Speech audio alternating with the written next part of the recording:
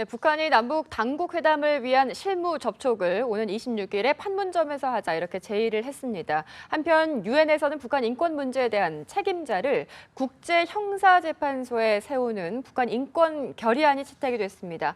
김정은 제1위원장의 행보가 바빠질 것 같은데요. 오늘 남북 전략연구소에 여영무 소장 모시고 북한 관련 소식들 몇 가지 짚어보겠습니다. 어서 오세요, 소장님. 네, 안녕하세요. 네, 북한이 드디어 이제 2달 만에 남북 당국 회담을 위한 실무 접촉에 응해왔습니다. 바로 조국 평화통일위원회 서기국이 우리 통일부 앞으로 통지문을 보낸 내용인데 우선 북한의 보도 내용을 함께 확인해 보시고요. 대담 본격적으로 시작하도록 하겠습니다. 화면 함께 보시죠. 조국 평화통일위원회 서기국에서 북남 당국 회담을 위한 실무 접촉을 11월 26일 판문점 우리 측 지역 통일각에서 진행할 것을 제안하는 통지문을 판문점을 통해서 남조선 통일부에 보냈습니다. 네, 보도 내용 함께 보셨는데요. 그동안에 침묵하다가 이렇게 2달 만에 답신을 해온 이유는 무엇일까요? 네, 첫째로는 지금 김정은 정권이 매우 그냥 공격에 처해 있습니다. 첫째로 오는 한국 시간으로 오늘 유엔 총회 3위원회에서 북한 인권 문제 결의안이 통과됐습니다. 그것이 이제 내달 유엔 총회에서 통과돼서 안보리로 의제로 이렇게 삼으려고 하고 있습니다. 그렇기 때문에 그 인권 결의안 내용이 북한 인권을 탄압하는 북한 김정은을 포함한 북한 지도부를 국제형사재판에 넘긴다는 이런 얘기입니다.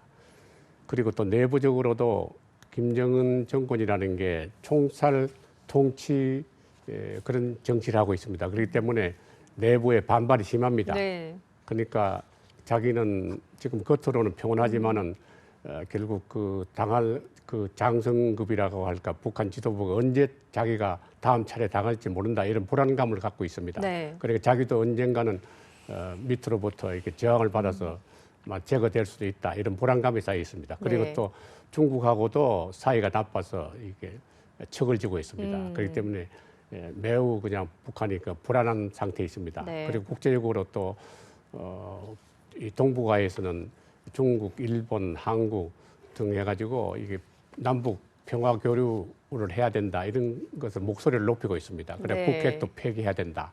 그 때문에 이런 압도적인 그 국제적인 압력에 자기도 이게 순응한 척 해야 되지 않나. 그래서 아마 그동안 침묵을 지키다가 이번에 네. 아마 회담에 응한 것 같습니다. 네, 저희가 주목해볼 부분이 실무 접촉으로 제안해온 날짜인데요. 바로 26일입니다. 11월 네. 26일. 다음 주, 그러니까 목요일이죠. 네.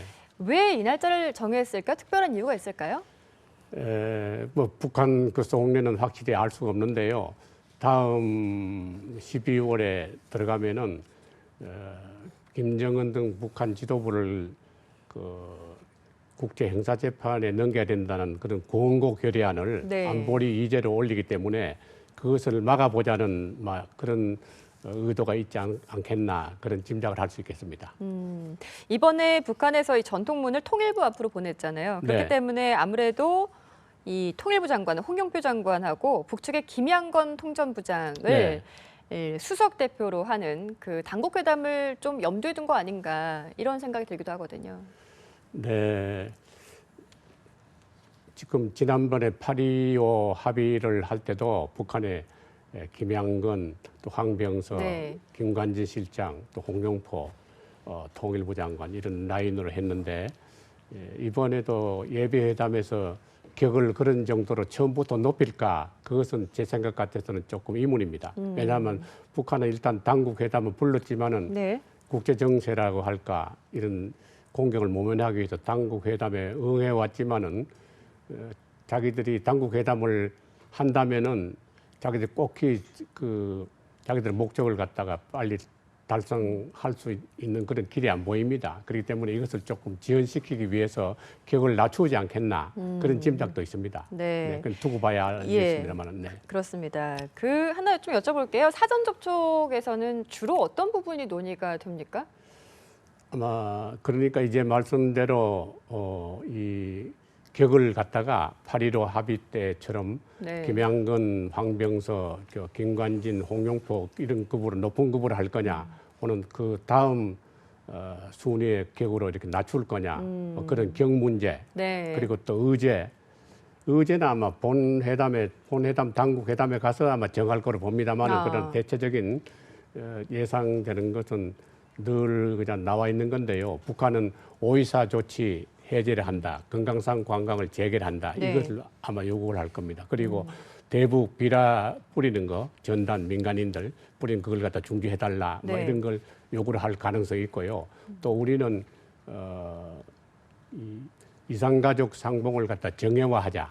그래서 서신 교환이라든가 그렇죠. 뭐 그 쭉 네. 있어요. 그게 이산가족 문제 그걸 정형화하고 잘 근본적으로 해결하자. 그리고 DMZ 평화 공원, 생태공원을 갖다가 조성하는데 합의해라. 그래 경운선 철도 이것을 연결하자. 네. 네. 그리고 북한의 그 영유아, 산모 이런 사람들의 그 영양 공급을 위한 패키지 플랜 박근혜 대통령이 드레스덴에서 제안했습니다만은 그걸 받아들이라. 네. 막 그런 정도가 되지 않겠나 봅니다. 그런데 의제는 어. 예배회담에서는 아마 또렷하게 아마 정해지지 않을 거로 봅니다. 그렇습니다. 북한의 이례적인 행보로 또 하나 주목해 볼 필요가 있는 게요. 이렇게 갑작스럽게 2달 만에 실무 접촉 제안을 해놓고 네. 이 우리 측에 전통문을 보내고 나서 바로 이제 관영 매체를 통해서 전통문을 보냈다라는 사실을 공개했다고 하더라고요. 네. 네. 특별한 이유가 있을까요? 그거는 이제 북한은 국제적으로 북한의 이미지가 옛날에 버시바우 주한 대사가 북한은 범죄 국가라고 그렇게 낙인 찍기도 했습니다. 테러 국가. 그러니까 요새 북한의 그 총살 통치 이런 것을 하고 있고 또 그것이 싫기 때문에 북한의 부장급을 포함해가지고 지난 3년 동안에 46명이 그냥 그렇죠. 탈북해가지고 예. 한국행을 했어요. 그러니까 공격에 처했기 때문에 자기들은 그냥 이 호전적이 아니다. 우리도 남북 평화 교류를 원한다. 우리가 이렇게 순순히 남북 당국 회담에 응했다. 이런 것을 유엔이라든가 전 세계에 이렇게 홍보 선전하기 위한 그런 것이 있다고 볼 수 있겠습니다. 네. 네. 이제 올해가 벌써 이제 한 달 남겨두고 있는데요. 네. 뭐 11월 26일 날 실무 접촉을 한다고 해도 아무래도 연내 당국 회담까지는 좀 힘들지 않을까 싶은데요. 어떻습니까? 그렇죠. 이제 북한이 북한이 그 변칙이 많기 때문에 예상할 수는 없습니다만은 네. 일단 1차 당국 회담은 성사되지 않겠나 그래 봅니다. 왜냐하면은 북한으로서는 지금 유엔을 중심으로 한 북한의 인권 문제 이것을 국제 이슈화 해가지고 굉장히 압박을 받고 있거든요. 근데 그걸 좀 막아보아야 되겠다는 이런 의도가 강하지 않나. 그런 목적을 달성하기 위해서는 일단은 자기 속셈을 감추더라도 한 번 정도의 당국 회담까지는 갈 수 있지 않겠나. 제 생각에는 그렇게 그러니까 추측해 연내도 봅니다. 가능하다 이런 네, 그렇습니다. 보내신 거잖아요. 12월에 네. 아, 12월, 네. 그렇습니다. 지금 이제 북한에서 이렇게 실무 접촉하겠다 호응을 해 왔는데요. 이런 가운데 북한 인권 결의안 아까 말씀해 주신 거 김정은 위원장을 그야말로 이제 처벌할 수 있는 네. 그 내용을 담은 네. 인권 결의안이 통과가 됐는데요. 글쎄 이게 이론적으로 가능하지만 실질적으로 김정은 위원장을 형사재판소에 세운다 이게 가능하겠습니까? 여러 가지 좀 어려움이 있지 않을까요? 네, 그게 이제 인권운동가라든가 한국, 일본, EU 이 국가들은 어떻게든지 북한의 인권 개선을 하려면은 이제 위협적이든 또는 목표를 달성하든 간에 네. 좌우간 이것을 꾸준하게 밀고 나가서 김정은을 갖다가 국제 형사재판에 회부하도록 이렇게 그런 목표 달성을 하기 위해서 끈질기게 노력할 거로 봅니다. 그래서 그러나 이것이 이제 유엔 총회에서 물론 통과될 겁니다. 분명히. 그리고 12월 안보리 의장국이 미국입니다. 네. 그렇기 때문에 미국이 주도해서 이것을 의제화까지는 갈 수 있지 않겠나. 이제화. 네. 이제화 하려면 15개국 이사국 중에서 9개국이 찬성을 해야 됩니다. 그리고 이제를 해야만 이제화를 해야만 일단 또 이것을 형사재판에 넘기고 안 넘기고 가부간의 결정이 날 거 아닙니까? 하지만 이제화까지는 되지만은 그러나 이것을 이제를 통과시키기는 어려울 거로 봅니다. 왜냐하면은 알다시피 중국과 러시아는 거기 비토권을 갖고 있습니다. 그래서 비토를 하면은 다른 나라가 이사국이 다 찬성을 해도 이게 부결됩니다. 그러나 이제 인권 운동가라든가 한국, 유럽 이런 서방 국가들은 이것을 끈질기게 이것을 해마다 이제화해가지고 아마 끝까지 이것을 밀어붙일 거로 그런 예. 전략을 세워놓고 있는 걸로 봅니다. 그렇습니다. 근데 궁금한 게 이제 이런 인권 압박이 북한에게는 과연 물론 부담은 되겠지만 어느 정도 체제 압박의 효과가 있을 것인지 뭔가 변화를 좀 이끌어낼 수 있을지 모르겠어요. 북한의 압력이 됩니다. 그냥 북한을 범죄 국가로 보고 또 테러 국가로 보고 네. 또 현대판 노예 국가로 여러 가지 그 낙인이 있습니다만은 그래도 그 사람 근본은 인간들 아니겠습니까? 일말의 양심이 있겠죠. 그리고 또 자기들이 외교를 갖다가 아주 그 순조롭게 이렇게 추진하려면은 유엔이라든가 국제 무대에서 하려면은 아무래도 그냥 자기들의 그 레퓨테이션 명성이 그 평가가 떨어지는 걸 원치 않습니다. 그 평가가 점점 추락하게 되면은 외교적으로 꽁꽁 묶이게 되고 그냥 활동을 할 수 없게 됩니다. 그렇기 때문에 굉장히 신경을 쓴다고 봐야 될 겁니다. 네. 네.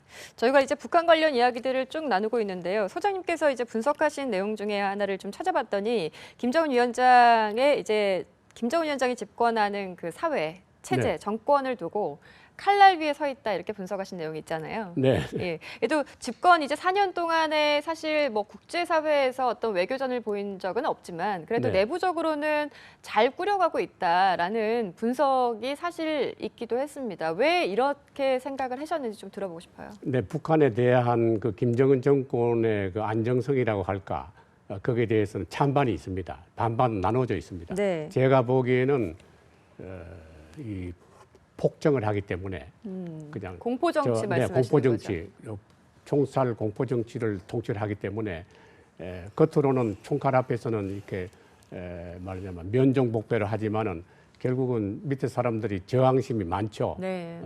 그 때문에 항상 그리고 폭군이기 때문에 독재를 하기 때문에 이런 독재를 하기 때문에 자기도 언젠가는 제거될 수 있다. 밑에 그 저항 세력에 의해 가지고 네. 그런 게 있고 그리고 수년 동안에 지난 3, 4년 동안에 집권하는 기간 70명을 갖다 처형했다는 거 아닙니까? 그렇죠. 고모부 장성택을 네. 비롯해서 그 고위급 장성들을 갖다가 70명을 처형을 하고 그리고 인민무력부장을 갖다 5번이나 이제 교체하지 않았습니까? 그리고 최근에 해도 그 오른팔 역할을 했던 채용에 있는 사람들이 혁명화 교육으로 지방으로 하방되지 않았습니까? 그런 거 볼 때 극히 불안하다고 봐야 될 겁니다. 네. 늪에서 허우적거리는 그런 형상이 아니냐. 그래 저는 그래 판단하고 있습니다. 네. 네. 일단은 지금 북한에서 실무회담을 얘기를 했기 때문에 당국회담까지 가는 물꼬는 다행히도 튼 상황이다. 이제 마주 앉아서 어떤 이야기들이 오갈지 모르겠지만 사실 올 하반기에 김정은 위원장 북한에서 어떤 도발이 있을 것이다 이런 분석이 굉장히 많았었는데 아직까지는 도발 징후는 뭐 보이고 있지만 그래도 본격적인 도발 이제 준비는 안 하고 있는 걸로 보이는데요. 다음 행보가 궁금합니다. 도발을 어떻게 해서든지 좀 할 것인지 아니면 앞으로 대화를 하자, 유화 제스처를 좀 보일 것인지 어떻게 정하십니까? 당분간 금년 연내는 물론이고 당분간 수개월 동안은 제가 보기에는 네. 물론 틀릴 수도 있습니다. 도발하기에는 국제 정세라든가 북한이 놓인 그런 형편으로 봐서는 형세를 봐서는 도발하기는 어렵지 않겠나 저는 그렇게 봅니다. 당분간 이런 이 당국 회담이라든가 남북 간의 어떤 교류가 미미하나마 계속될 거로 봅니다. 네, 알겠습니다. 이렇게 해서 여영무 남북전략연구소장과 함께 북한의 동향들 짚어봤습니다. 오늘 말씀 고맙습니다. 네.